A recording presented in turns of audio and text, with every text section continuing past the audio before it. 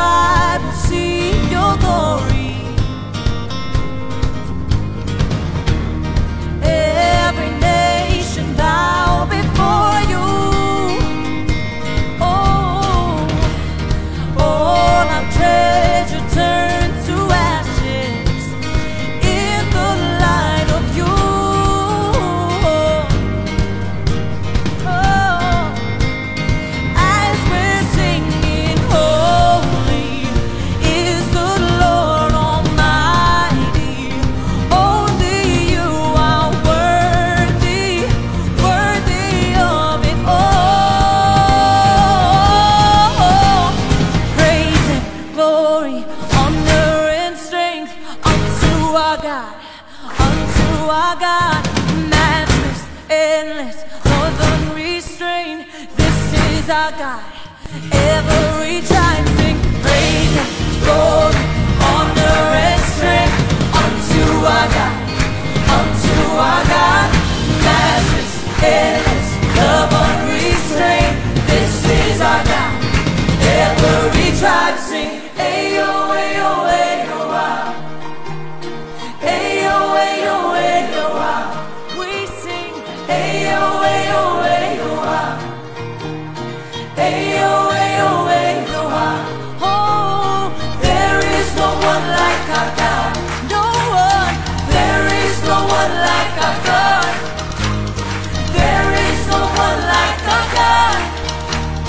There is no one like our God. Wala kang katulad, O Diyos. Wala kang katulad, O Diyos. No hay nadie como nuestro Dios. No hay nadie como nuestro Dios. There is no one like our God. We sing, there is no one like our God. There is no one like our God. There is no one like our God. Praise and glory, honor and strength unto our God, your matchless, endless, love unrestrained. This is our God. Every tribe sing praise and glory, honor and strength unto our God, your matchless, endless, love unrestrained. This is our God. This is our God. Ayo, ayo, ayo, ah. Ayo, ayo, ayo, ah. Ayo, ayo, ayo, ah. Ayo, ayo, ayo, ah. Ayo, ayo, ayo, ah. Ayo, ayo, ayo, ah. Ayo, ayo, ayo, ah. Ayo, ayo, ayo, ah.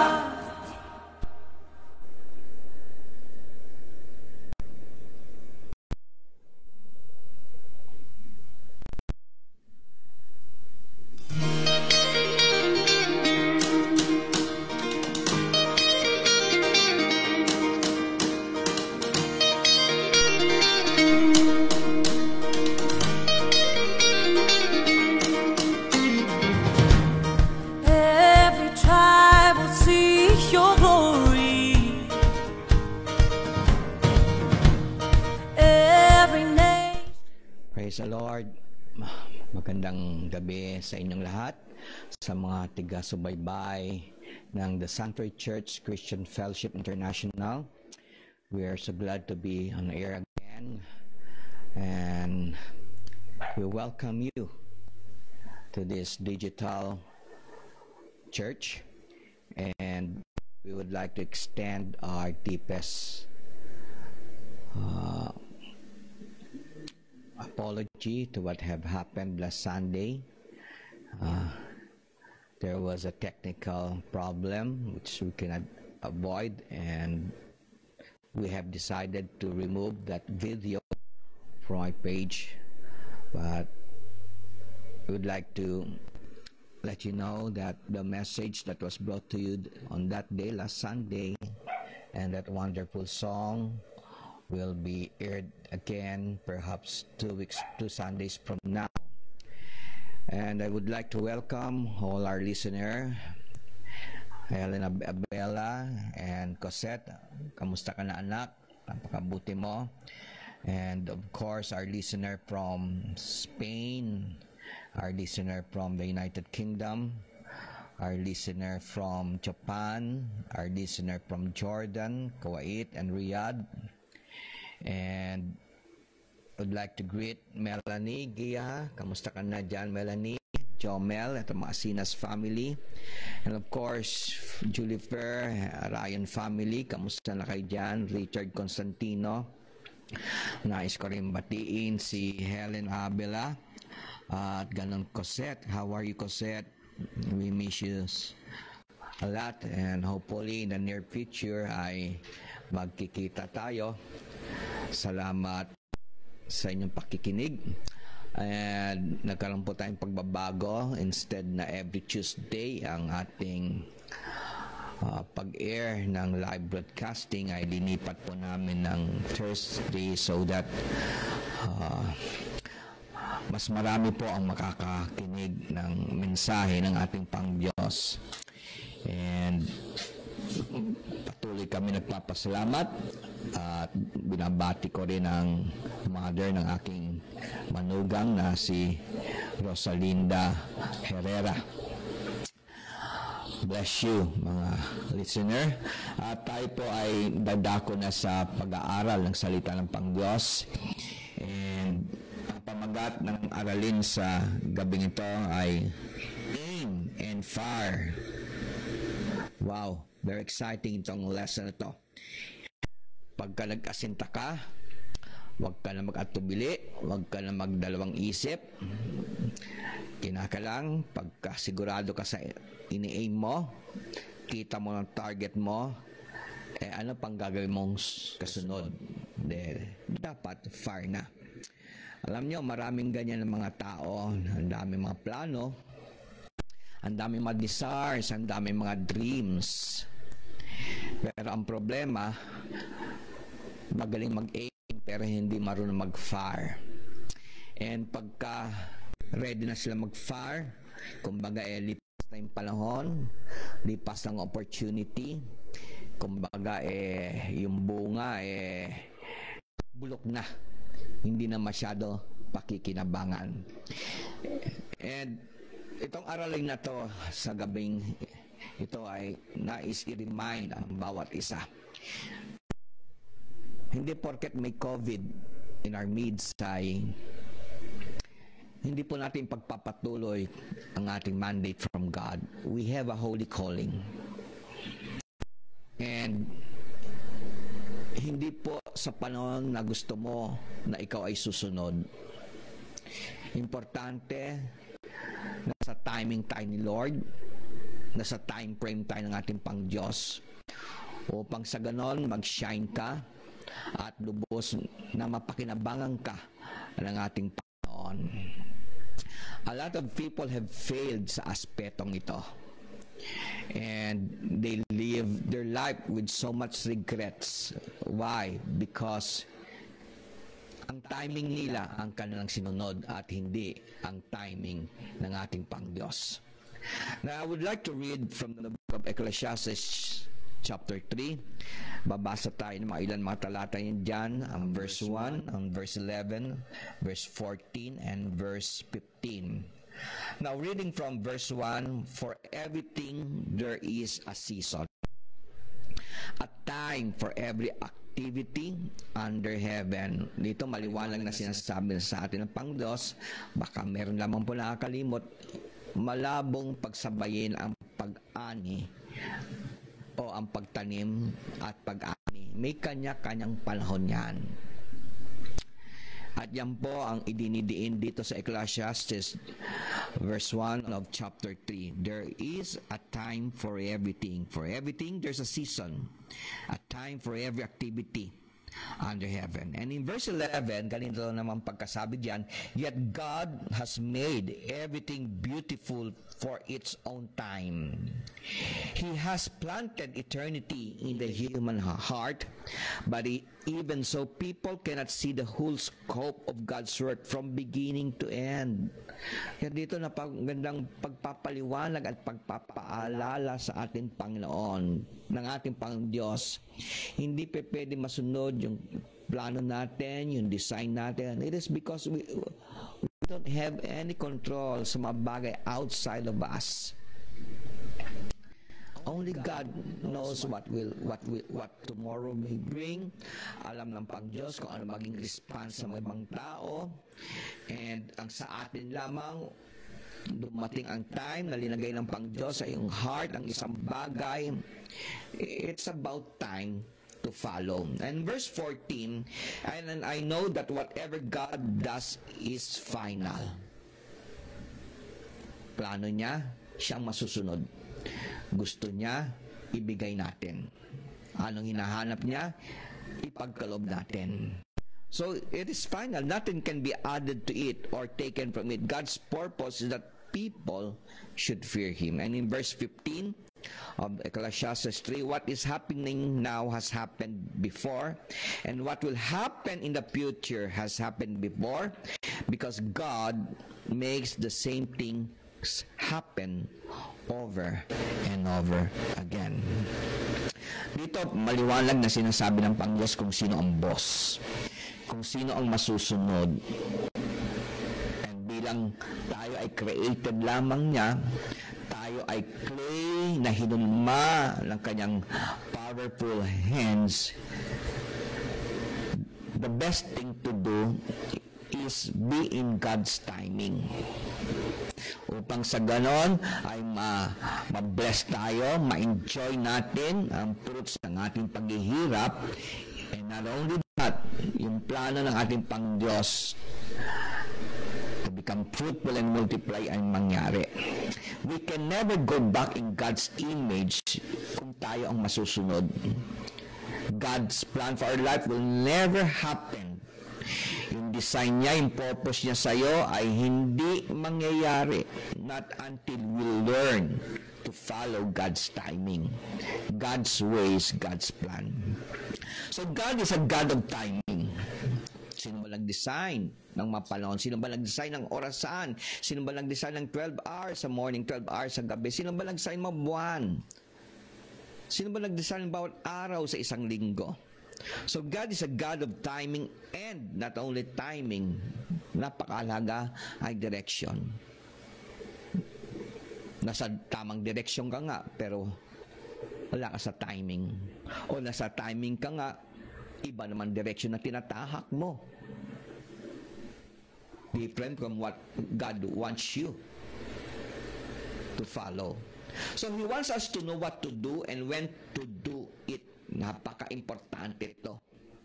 Maraming tao, very gifted, very capable, very talented, at ang problema, hindi nila alam kung ano ang gusto ng Diyos na gawin nila.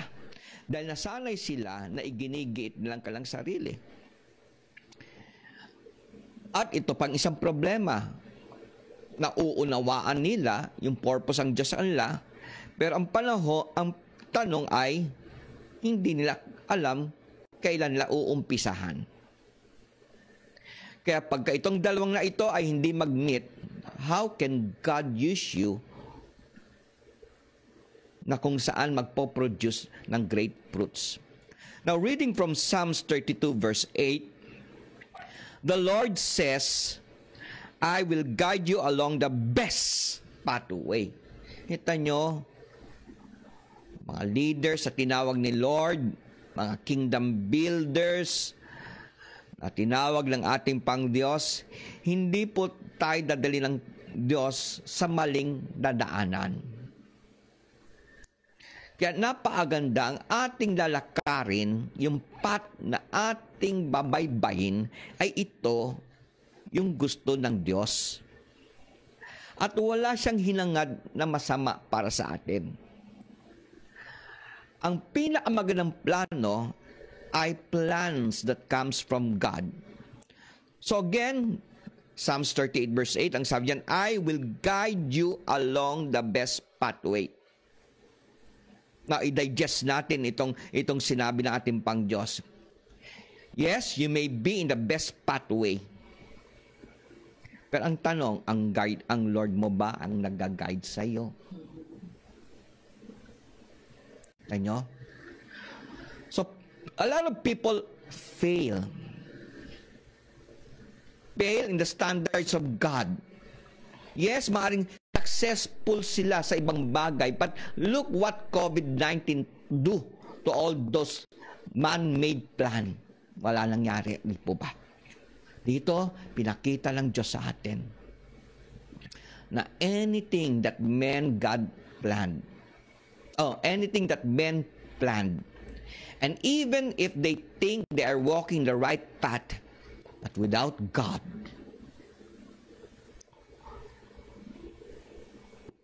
walang kabuluhan po yan. Vanity, vanity. Yan ang sinabi ni Solomon sa Book of Ecclesiastes. Vanity, vanity. All is vanity. Kaya napaka-importante na sa tamang pathway ka at God is guiding you. At ang sinabi rin ng Psalms 32 verse 8, I will advise you and watch over you. Mahalaga yan. Bawat araw, importante, we seek God, Lord, what am I going to do now? Sa araw na to, Lord, and not only that, Lord, gusto ko every steps that I make, everything that my hands do, please watch over me. At itong nangyari sa atin, God is bringing us back to Him. Grabe ang message sa ginawa ng COVID-19 sa atin. Ngayon ay walang mayamang bansa. Walang great leader with all their armaments, with all their big economy. Isang kaliit na virus lamang inexpose ang vanity ng gawa ng tao. At ang kagandahan niya, nangyayari ito dahil gusto ni Lord maraming mailigtas. Gusto ni Lord na ang mga gawa natin ay hindi mauwi sa walang kabuluhan. And that man would come to acknowledge God while doing the things which God wants them to do. At pagka ginagawa natin yan sa tamang timings, tamang plano, we are going to enjoy. Pero what is happening now in our midst? Grabe ang anxiety, grabe ang fear. Even mga leaders, kahit yung mga magaganas ko lang mga tinapos, hirap sila to make decisions. Kaya God wants us to return to Him. So don't live your life ahead of God. Huwag natin pangunahan ng Pang-Diyos. And not only that, never live your life outside of God's plan. Outside of God's will. Mahirap maging sa labas ka ng kulambo. Mahirap na sa labas ka ng kamay ni Lord. Mahirap na sa labas ka ng kingdom of God.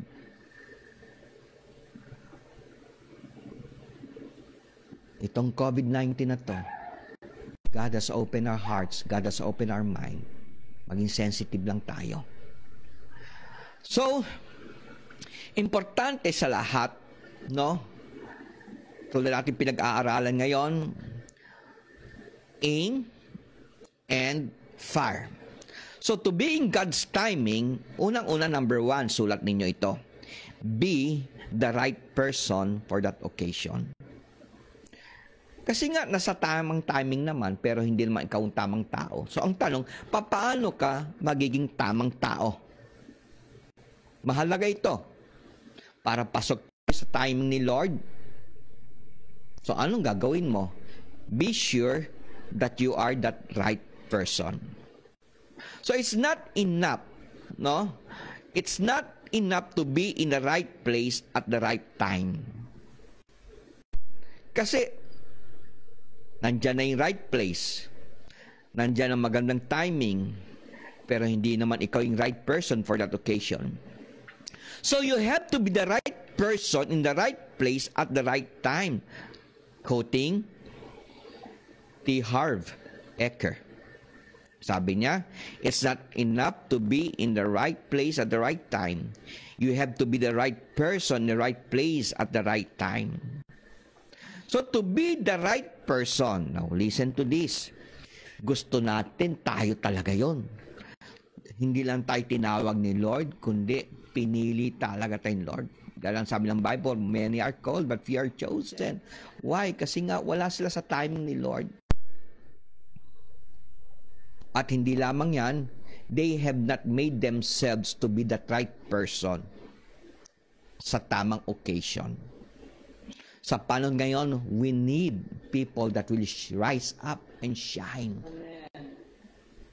And to build the kingdom of God. And to cater sa needs, sa totoong needs ng mga tao.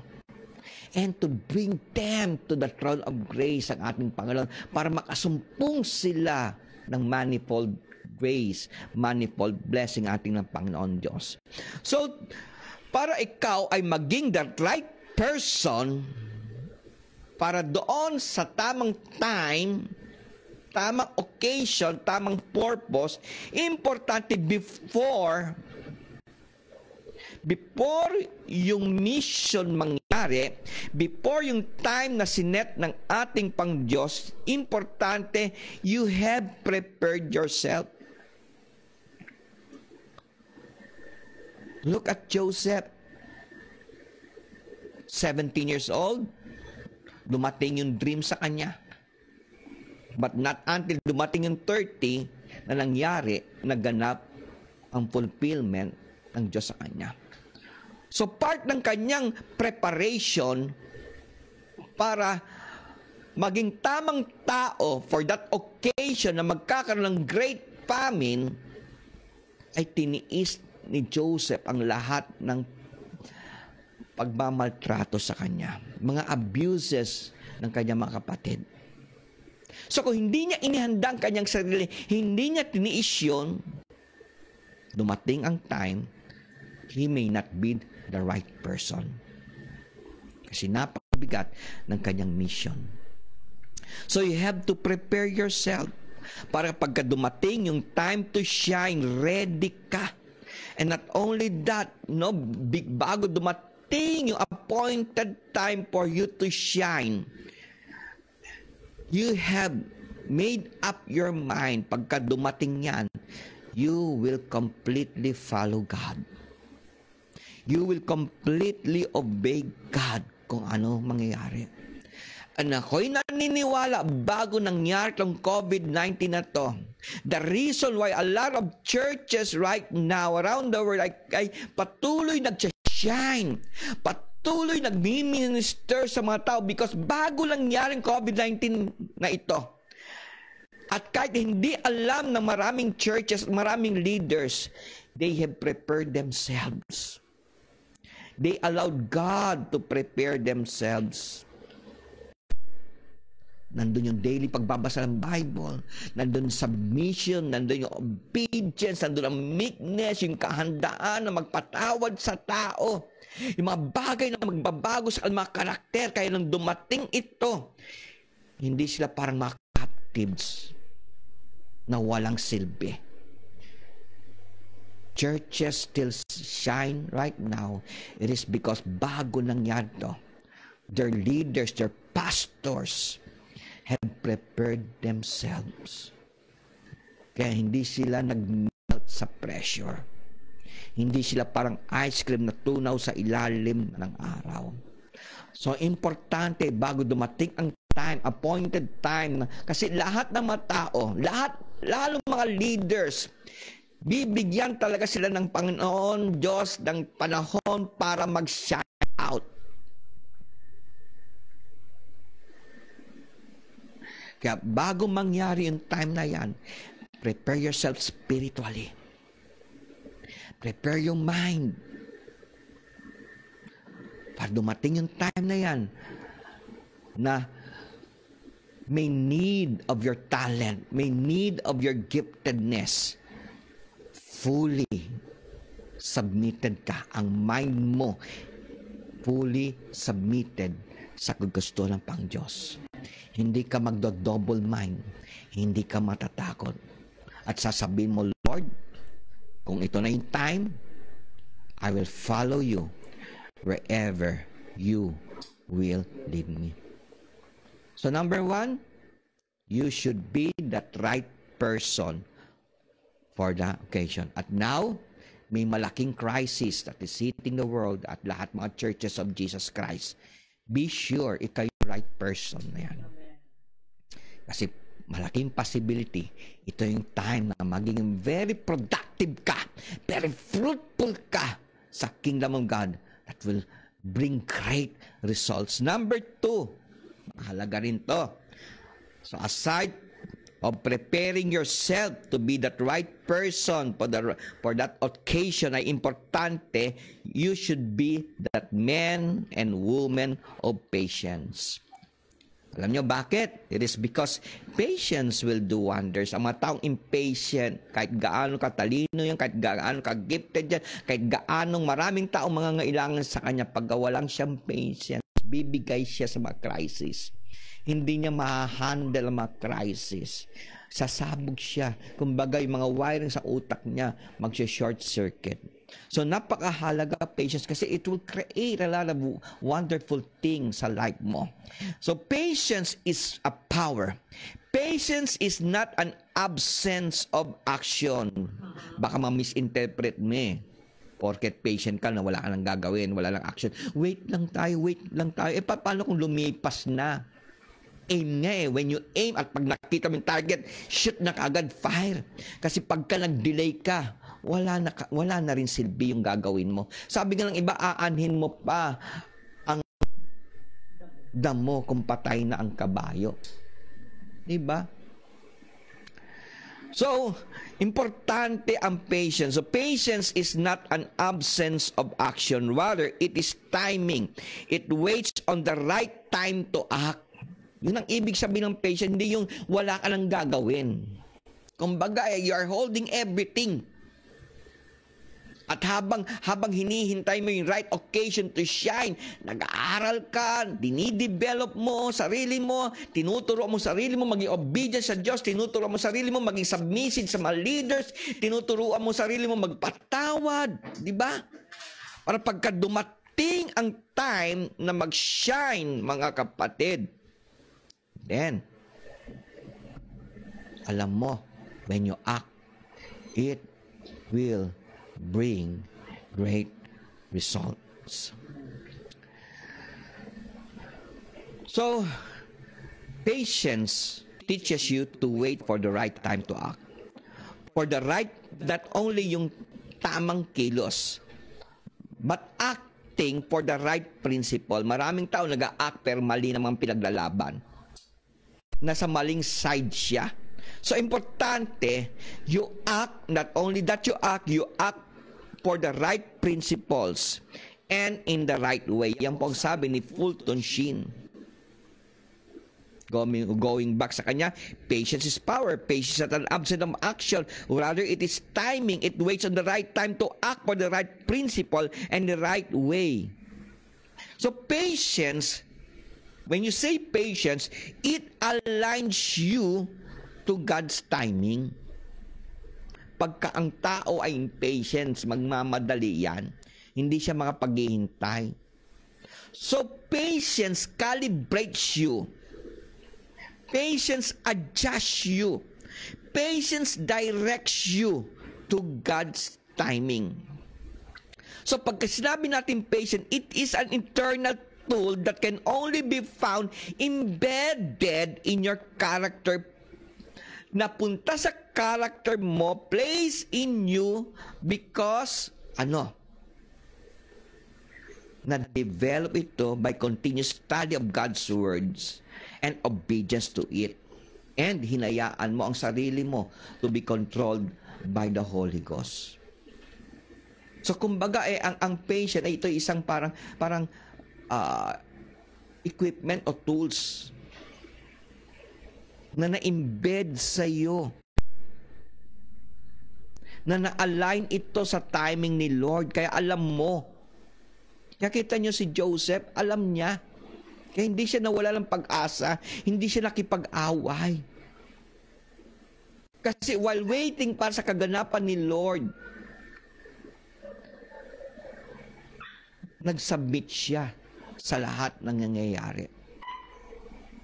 Kasi na-impress na, na-embed na sa kanyang system, sa kanyang character. Nakita nyo, it produced great result. Ang buong mundo yung time na yun ay nakinabang sa taong ito, even the king of Egypt. So again, yung patience, ito yung internal tool na sa loob ng character mo, na na-embed, na-develop dahil constant sa pag-aaral ng Word of God and obedience to it and submissive sa banal na Espiritu. Number 3. So reviewin natin, no? Una, para pasok ka sa God's timing, importante, you should be the right person for the occasion. Number 2, dapat patient ka. And number 3, mahalaga ito, they don't procrastinate. Ano ibig sabihin ng procrastinate? So when we say procrastinate, you put off intentionally and habitually. Sinasadya mo na. Hindi mo ka agad ginagawa. Hindi mo ka sinusunod. Pwede mo naman gawin. Pero pinambubukas mo. Kasi hinihintay mo yung feel alright ka. At yun ang naging problema. Feel alright ka na pero labas ka na sa timing ni Lord. Gusto mo nang sumunod pero lipas na. Kasi ang sinusunod mo yung udyok ng laman. Ang flesh natin can never glorify God. Kaya kung ang flesh natin magdidikta ng timing, no, magkakaroon ka lang problem. Ibang timing ng tao, iba ang timing ng ating pang Diyos. So ang number 1, ang isang malaking problema ng mga tao, kaya nawawala sila sa timing ni Lord, it is because meron silang manyana ugali. Bukas na to. Kasi hinihintay nila na okay lahat mula sa isip, mula sa puso, mula sa katawan. Pagka feel good na sila, doon lang sila. So ito yung mga tao na habitually, no, intentionally sinasadya nila na hindi gawin yung bagay na dapat gawin. They put off intentionally the doing of something that should have been done. Kaya yung mga taong mahilig mag-procrastinate, ang hirap mapagkatiwala ng great things sa Kingdom of God. Even sa labas ng Kingdom of God, sa mga company. Kasi parating pabubukasin pwedeng gawin ngayon. Tandaan nyo, iba ang pwedeng gawin ngayon at iba naman ang pwedeng gawin bukas. Kaya kung parati ka magpapagbukas, maiipon na yan. Darating ang time, pati ikaw magme-melt. Hindi mo na alam kung anong uunahin mo. So people that don't procrastinate, they are the ones who act right away when prodded by God. Pagka sinabi ng Panginoon, go. Hindi pwede, wait lang Lord ha. Kita nyo si Abraham nang sinabi ng Panginoon Diyos, offer your son Isaac. Ang ginawa ng Abraham, hindi siya nag-procrastinate. The next day, early the next day, sinunod niya kaagad. Kaya kita nyo, naging father of faith natin si Abraham. Kaya kita nyo, nagkaroon ng Jehovah Jireh sa buhay niya. Kaya kita nyo, he was so blessed dahil yung utos ng Diyos ay agad niyang sinunod. Na kahit nalalagay sa pangalan ni Beben, kasi sinabi ng Diyos, offer your son Isaac as a sacrifice. Alam niya mamamatay. Pero hindi na siya nakipagtalo sa Pang-Diyos. Hindi na siya nakipag-reason. Kaya in-honor ni Lord ang kanyang faith. Alam nyo, there is never a right time to do the wrong thing. Ulitin ko, there is never a right time to do the wrong thing. Kasi kung wrong yan, kay right time yan, o wala sa right time, wala ring magandang result yan. If you take too long in deciding what to do with your life, you'll find you live it. Time was invented by God in order to give dreams. At yan, kita nyo? Kaya nga may time para mangyari mga plano, mangyari mga design ng Diyos, mangyari mga dreams. Sabi ni Tyrone Edwards, quoting him, "Hell is truth seen too late." May impyerno pala. Pero late na, nandun na, linilitsyon na siya. Nagsasuffer na siya. So hell is truth seen too late. Duty neglected in its season. Kaya ang dami mga wasted talents, maraming wasted gift. It is because they did not allow the God, the Holy Spirit, the Word of God to control them. They are always prodded. They act upon their feelings, their emotions. Kaya hindi sila masyado napakinabangan. Wasted gifts, wasted intelligence. At hindi naghatid ng great fruit, great production sa kingdom of God. Ideas won't keep. Something must be done about them. Maraming tao, grabe mag-create ng mga ideas, grabe mag-isip. Ang problema, hanggang isip lang ang plano, walang aksyon. Why? Perhaps siguro may fear. Bakit may fear? Kasi nga, nasanay sila na hindi sila led ng God. And not only that, they did not prepare themselves bago dumating yung time na ito na yung pinili ng Lord para mag-shine sila. Sabi ni Victor Hugo, quoting him, "There is one thing stronger than all the armies in the world, and that is an idea whose time has come." Pagka yung idea at yung tao na gagawa niyan ay prepared, then pasok sa time ni Lord, ay grabe.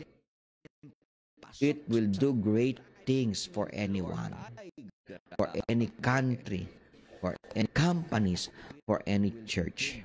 Number 4, pang-apat, and last, they allow God to guide them. Halaga ito. Right person nga, may patient ka, anytime ready ka, hindi ikaw yung tao na parating pinabubukas yung pwedeng gawin ngayon. Pero ang problema naman, bagsak ka sa number 4. Hindi ka nagpapalit kay Lord. So ang tao para pumasok sa time ni Lord, and that will do a great wonders in everything that God has entrusted them, or their leaders entrusted them, they should allow God to guide them. Reading from Psalms 119:105, ang sabi yan, "Your word is a lamp to guide my feet and a light for my path." Alam nyo, the lamp illuminates things you are dealing with now. Ito yung lamp. Okay na ba to? Tama na ba ito? Ito ba gusto ni Lord? So, pang-present yan. But, ang light, ito naman, ang nagpo-project sa future. It directs our future. Alam nyo, jumping to a wrong decision seldom leads to happy landing. Maraming nasisirang relasyon, maraming nasisirang plano, maraming nasisirang mga family, maraming nasisirang mga organization. It is because they frequently make wrong decision. Pagka wrong ang decision, kapatid, you can never have a happy landing. Too many people leave the right opportunity to look for other opportunity. Ito pa, wasted time, wasted effort, wasted energy. Biro mo, nandun na yung opportunity, pinapakita na lang Diyos sa'yo, ito na. Dahil impatient ka, naghanap ka na naman ng iba. So lalabas, magaling ka lang sa umpisa. Magaling lang sa umpisa. Pero, hindi natatapos. Importante, pagka magaling ka sa umpisa, see to it, matatapos mo yan. In the only way matatapos yan, tandaan mo, habang nandito tayo sa lupa, marami tayong pagdadaanan, maraming failures, maraming troubles. Kaya, di ba ang pangako ng Lord, He will watch over you. He will guide us and He will watch over you. Kaya, importante, yung plano ng Lord ang gagawin mo para mangyari yan. No, jumping to wrong decision seldom leads to a happy ending. Seize today's opportunity. Ulitin ko, seize today's opportunities today and tomorrow's opportunities tomorrow. Yung ngayon, everything na magagawa ng kamay mo ngayon, tapusin mo. Dahil bukas, iba na naman blessing. Ibang opportunity. Kasi sayang, yung doors na mag-open ngayon na hindi mo nag-take advantage. Magaling nagplano. Magaling ka umisinta. Hindi ka marunong kumalabit ka malang baril. O alanganin ka parati. Nung kinalabit mo, wala na, yung tinatarget mo, nakaalis na, nakatago na.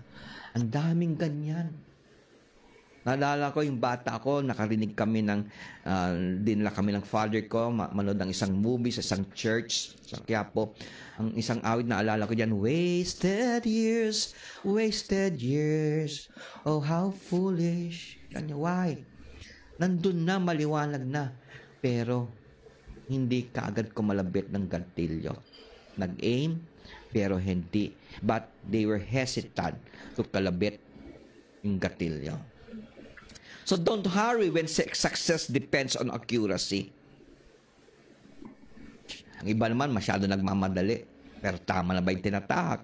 Those who make worse use of their time are the first to complain of its shortness. Usually, gano'n naman, di ba mga listener? Yung mga mahilig na magsabi, wala na kasing time, wala namang time. Ito yung mga taong hindi sila magaling gumamit ng kanilang time. Kaya parating sinasabi, kulang sa time. Kulang sa time. Sa football or sa soccer, the fastest running back is useless unless heading toward the right goal line. Naalala ko, nakakapanood ako ng mga basketball and maraming beses, no, yung kalaban nag-shoot sa goal ng kalaban.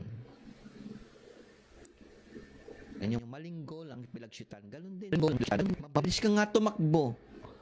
Pero sa maling goal ka naman pupunta. So, anong mangyayari sa'yo? So, timing is a vital ingredient for success. Napakahalaga ang timing. In verse 3 of Habakkuk chapter 2, this vision is for a future time. It describes the end and it will be fulfilled. If it seems slow in coming, wait patiently. For it will surely take place. It will not be delayed. Tayo nyo? So, timing. Timing. At hindi timing mo. Timing ni Lord. At pagka dumating dyan, huwag ka lang mag-atubali. Go! Fire! Fire that arrow. Kasi ito na yung time mo para mag-shine. Diba?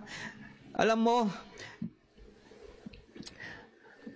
sa lahat ng bagay, ang liwanag ng binasa natin sa Ecclesiastes 3, there is a season for everything. So there is a appointed time for your mission.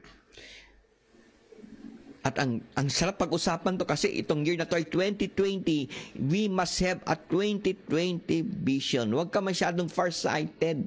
Huwag ka rin masyadong near-sighted. Tama lang. Para eksakto ka parate. During critical moments, great leaders often said, wow, Lord, salamat, you led me.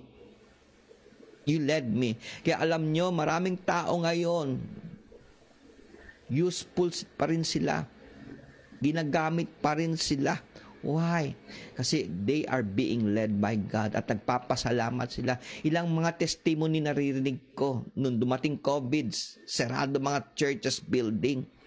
Pero dahil naging sensitive mga leaders nila, they were awakened from hopelessness. And now, they are doing great things for God's kingdom. Naging sensitive kasi sila sa leading of God. They seize the opportunity. So, ang tanong, why were they able to seize the opportunity that God is giving them? Because I believe, before nangyari itong crisis na to, they allowed themselves to be controlled by God. Kaya dumating itong time na to, alam na to, now, this is my moment. This is my moment. Hindi ko palalampasin itong moment na to. I have prepared for this. Alam ko, darating na ito. Kaya I will shine out. I believe, napaganda kapatid, na araw-araw sasabihin mo sa sarili mo, pagkabangon mo, pagharap mo sa salamin, God prepared me for this crisis. Ulitin ko, araw-araw sasabihin mo, God prepared me for this crisis and to become fruitful and multiply in His kingdom. Diba? So you are that man, you are that woman for this crisis. You are the Joseph of this time. Ulitin ko, you are the Joseph of this time. Kaya huwag ka magtataka kung marami ka ma-accomplish ngayon. At huwag ka magtataka kung marami ding maninira sa'yo. Dahil yung mga maninira sa'yo, nawala na sila sa timing. Tapos ng panahon nila. But you, listener, this is your time. This is your moment. This is the crisis. Ito yung perfect storm na God has designed for you to shine out. So rise out, leaders. This is your moment. Aim and fire. Alam nyo, how many have said na itong COVID-19 hit us in a very wrong time? Alam nyo, marami ako wala naman sa time itong COVID-19 na to. The economy is growing. Grabe, nandiyan mga bill, etc. Ganun din ibang mga nations. Grabe ang expectation nila for year 2020. Ang daming mga businesses, grabe ang plano nila for 2020. Even mga churches. Kami, sa The Sanctuary Christian Community Fellowship International, grabe yung plano namin. Meron kami Operation Togo, na-asset na lahat. Anong mangyayari sa April, anong mangyayari sa May, anong mangyayari sa June, then suddenly, at first, para bang binuhusan kami ng malamig na tubig. Pero alam nyo, truly, nasa timing itong COVID-19 na to. Kasi God is realigning our vision. God is refocusing our vision. God wants to see the welfare of your family. God wants you to meditate and see kung ano pa mga bagay na ayusin sa iyo. Kaya ako'y naniniwala na sa time nito. At ako'y naniniwala maraming tao ngayon nagkakaroon ng self-realization. And if you are that guy who is humble enough and to admit that things has to be changed, now is the time. Because God is preparing you for greater things. It will happen. So I strongly believe in God's timing. Itong COVID-19, ito'y perfect because we could see clearly and understand God's purpose in our life. And you know what? The best place to start in accomplishing your purpose is your home. Kaya perfect ito. Itong COVID-19, very perfect. Love lang talaga ni Lord ang family natin. At love ka ni Lord. Kasi perhaps kung wala itong COVID-19, marami tayong kamali ang panggagawin, maraming pangkasalanan gagawin. Diba? Kaya ngayon, kinulong ka ni Lord. So, let's thank God. Timing talaga ito. At dumating ito sa 2020 vision. Year 2020. Inayos ni Lord talaga ang vision natin, ang focus natin. So God is reaching out His hands toward your family. So, ang tanong ko sa inyo, are you the right person God has prepared for this particular time? Following His will releases the originality within you and helps identify priorities. If Jesus is the way, ulitin ko, kasi ang Bible maliwanag, not only that the Bible is telling that Jesus is the light of this world, He is the way, He is the truth, and He is the life. So if He is the way, the truth, the light, then why travel the opposite way? And why struggle? Sa ating lahat, leaders ng bawat simbahan, ako'y naniniwala, lahat kayo sa mga nakikinig ngayon, leader ka ni Lord. At ngayon, kinakalibrate ka ngayon. And ngayon, ako'y naniniwala, this is now your moment. Huwag ka lang magdalawang mind. Aim and fire. Kasi baka lumipas ang opportunity, sayang. Ito yung the best opportunity. Ito yung best time. Year 2020, the time na tumamang COVID-19 to fulfill your purpose. Na ito yung time na kailangan ng family mo ang taong katulad mo na hinanda ni Lord for this particular season, for this particular crisis. You are that man. You are that woman. Go back to God's design for you. Why? Because yung originality na sa iyo ay lalabas yan. At pagka lumabas yan, alam mo na kung ano yung priority. So, if God has spoken to you sa pamamagitan ng message na to, if you feel na masyado ka ng convict ng salita ng pang Diyos, and you want God to have mercy upon you, at hindi ibigay sa iba yung bagay na dapat ikaw ang tutupad, can you please, kasi ito lang ang way of contact natin. Kung gamit mo yung cellphone, o alam gadget, gamit mo, iPad man yan, iPhone man yan, I would like to pray for you. Kung mayroon mga gustong tumanggap din kay Jesus Christ ngayon, I would like to pray for you. Sabayan niyo ako sa mga sinasabi ko. Una, I would like to pray muna doon sa matatanggap kay Jesus Christ. Kasi na-feel mong heaviness, mga failures. Many times, sinaktan mo ang Diyos na nalubos ang pagmamahal sa iyo. Allow me to pray for you. Sundan mo ang mga sinasabi ko. Lord, narito ako ngayon, Panginoon, naniniklod sa iyo. Humihingi ng habag at awa na kami yung patawarin. Lord, meron kami listener ngayon, Lord God, na feel nila ang freak ng balal ng iyong mga salita. And as they repent of their sin, please cleanse, please sanctify, Lord. Forgive them, Father, Lord. Forgive them, Lord. Lord, kung meron din tao sa mga oras to, they feel the heaviness. That many times they felt that you are prodding them to do something, but nagbingi-bingihan sila. But this time, Lord, they feel this is their time now, Lord. Give them a second chance, Lord.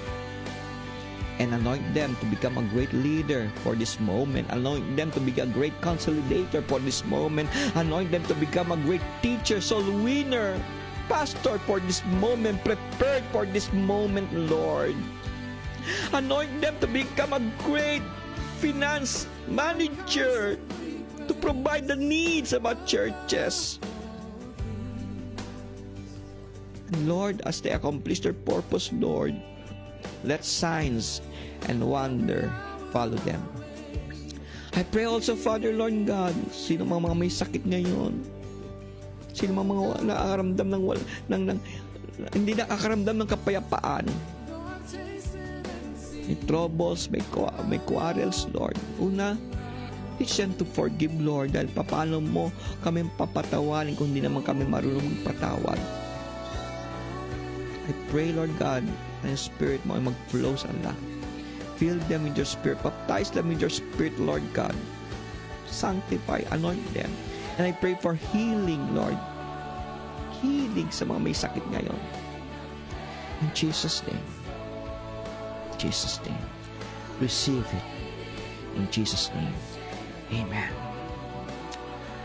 So, doon sa mga nais makipag-partner sa amin sa pag-spread ng Word of God sa pamamagitan ng Facebook Live na ito and would like to donate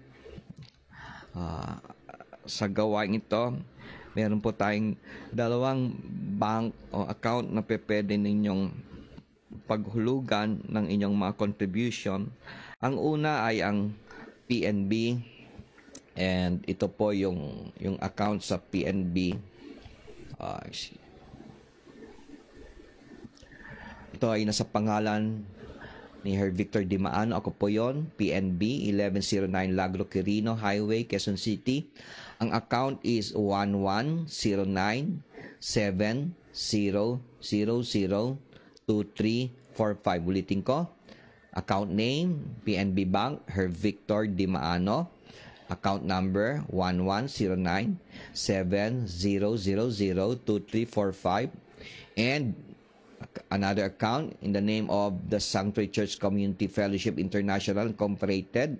Ito po ay BDO naman, located sa Novaliches, Lagro. Account number is 00272017971. Again, the Sanctuary Church Community Fellowship International Incorporated. Account number 00272017971. At nais ko muling batiin mga napakahalagang mga tao sa aming buhay dahil sinusubaybayan po nila ang itong Facebook na ito. And sila po ay si Penpen Kadayong. Kamusta ka na, Josephine? Inaanak ko ito, si Socorro Ruiz. Wow, dating namin kasama sa Dynetics. And si Nona Sobasolo, no? Kamusta ka na, anak? Of course, nais ko batiin, tiga Spain, si Maru Martinez, kamusta ka na, anak dyan? Mag-grupo mo nakikinig, pagpalain kayo ng Panginoon. Ingat-ingat lang, kunting tiis, matatapos din to. At habang naghihintay tayo sa pagtapos ng crisis na to, let's just keep in building the kingdom of God. Sa alamang purpose ng Lord sa'yo, paggamit sa inyong lahat, do it. Si Maria Cristina Peralta, kamusta ka na? At sa mga kasamahan mo, of course, si Carmen Asinas. And nais ko rin batiin si Rolando Foria. At mga kasamahan niya na nakikinig, si Didit Martinez, kamusta na kayo dyan? Mary Rose Kadayong. Of course, alam ko, nakikinig din kanyang asawa na sa Brazil ngayon, si Joel Kadayong. Then si Jen Lynn. Si Rica Mendoza, kamusta ka na dyan, anak, sa Jordan, praise God, no? Si Claire Dugula, Madugun family. Ay, Victoria, kamusta ka lang dyan sa Spain? Pagpalain ka lang ating Pangdiyos. At mga Asinas family, si Erica at si Jess Asinas, si Arlene Locha, si Figurao, Angel Bea, si Maricel, Sky Next Del Monte. Ay, anak, kamusta ka na? Si Marcel to, si Reggie Mesa, mga Alpanta family, Vilma, kamusta na kayo dyan? Sila Ann, sila Joy at si Jimema at si Reggie Mesa, si Maria Cristina Sugkang. Wow, kamusta na kayo mga Sugkang dyan sa Bagong Silang? Ay, anak, kamusta ka na? John Paul Lamuste, Edwin Dolano, Elizabeth Biboso, God bless kayong lahat, no? And si Pastor Lowen Clemente, nasa Nueva Ecija siya. God bless, Pastor. Ingat-ingat lang. Now, lalambing lang po ako sa inyo, no? Para naman patuloy kami encourage. Unang-una, itong Facebook na to, pwede ba pagkatapos ng live na to, can you please make a recommendation? Sulat lang kayo kung ano bang naramdaman nyo while listening, no? While enjoying mga ginagawa namin. Alam nyo, araw-araw, no? 6:30 in the morning, meron po kaming tinatawag na tilaok. So for 10 minutes, you can read and pray the Bible with us. So, share your thoughts, no? Buksan nyo ng page, makita nyo recommendation dyan. Mag-recommendation lang. Sabi nyo, wow, gwapo ang pastor dyan, kalbo lang. So, anything, no? So, joke lang. So, ano naramdaman nyo? Of course, pangalawa, no? Mag-react naman kayo. Huwag nyo tipirin yung puso. Huwag nyo rin titipisin yung like. Kasi makakataba rin ang aming mga damdamin. And after matapos itong page na to, no? Not only yung maraming like, maraming hearts, no? Doon mismo sa video na ito, no? Mag-react kayo. Then mag-comment. Mag-comment kayo. Di ba may comment doon? Sabihin nyo kung ano ang yung naranasan. And of course, willing kami tumanggap mga prayer requests. Just inbox us, no? Mga prayer requests nyo. Mismo ako, personally, Her Victor Dimaano, mag-personal message kayo sa amin, sa akin. Then, tiyak, I'm going to pray for you. Kasi God called me for this particular season. At gagawin ko yung purpose ko sa panahong ito. Okay? And lastly, share this video sa mga friends nyo. Gawa kayo ng watch party. Then mag-invite kayo. Then of course, dun sa comments, sabihin nyo from where place kayo nanood, from Spain, from Japan, no? Kasi this will encourage iso ng bus. Diba? And of course, we're doing it for God's glory. So, see you when on Sunday, 4 o'clock in the afternoon. Wow, magandang topic na tatalakayin natin yan. And of course, malapit na po ang online schooling natin. Yung starting up your new life through Jesus Christ. Malapit niya, abangan na lang ninyo yan. So, ready yourself. Wala pong bayad yan. Basta, stay tuned dito sa page na to. And, perhaps next week, no, mag-start na to. Starting up your new life through Jesus Christ. Ongoing na rin po sa online yung aming School of Leaders or Destiny Training and of course live class. So, maaaring kayo ng next student dyan. So, God bless you. Again, manalangin tayo, magpasalamat tayo. Let's thank God for His goodness. Biro mo, no? Ang daming naman tayo, pero tayo nakaabangon pa. Diba? Grabing blessing ni Lord. Yes, marami sa inyo, hindi nyo na-celebrate yung Mother's Day, hindi nyo na-celebrate birthday, pero I want you to tell you this, the best gift that we can have is the gift that Jesus Christ is offering us, and that is love. So ito yung pinakamagandang gifts para sa ating lahat. So God bless you. Let's pray, Lord. Lubos mong pagpalain ang mga supporters po namin. Lubos mong pagpalain, Panginoon, ang naging partners po namin. Para, Lord, ang salita mo mas-spread sa buong mundo at marami po nakapanood ng mga preaching na ito.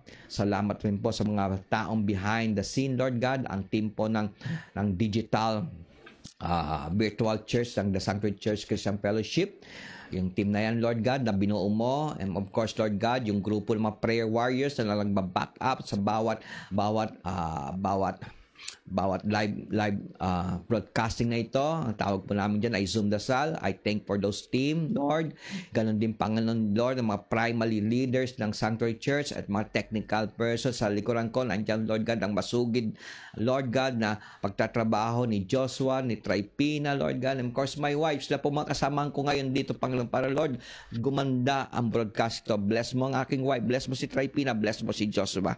Salamat, Panginoon, Lord God, for everything. And Lord, we do this dahil, Lord, we believe we are the chosen servant mo, prepared for this particular moment.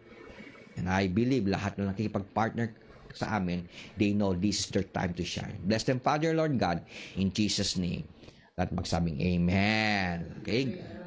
Praise God. Ryan family, God bless you. God bless you.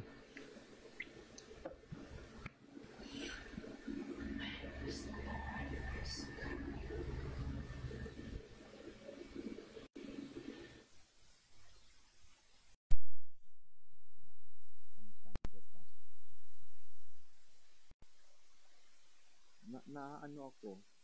So,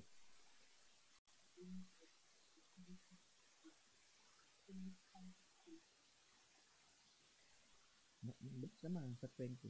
Ay, hindi tayo nag-speed ka spin.